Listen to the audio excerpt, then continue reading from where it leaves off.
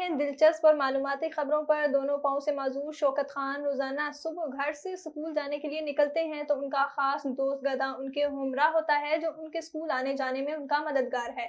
شوکت بچپن میں پولیو کی بیماری کے باعث دونوں پاؤں سے معذور ہو گئے تھے۔ ارجنٹینا میں پولینڈ کے شہری کو اسپائڈر مین بننے کی کوشش مہنگی پڑ گئی۔ غیر ملکی میڈیا رپورٹ کے مطابق ارجنٹینا کے دارالحکومت بیونس آئرس میں پولینڈ کے شہری نے بغیر رسیوں کے 30 منزلہ عمارت پر چڑھنے کی کوشش کی، تاہم اسے درمیان میں ہی گرفتار کر لیا گیا۔ چلائے جانے کے قابل دنیا کی سب سے بلند 25 فٹ 5 انچ اونچی سائیکل تیار کر لی گئی۔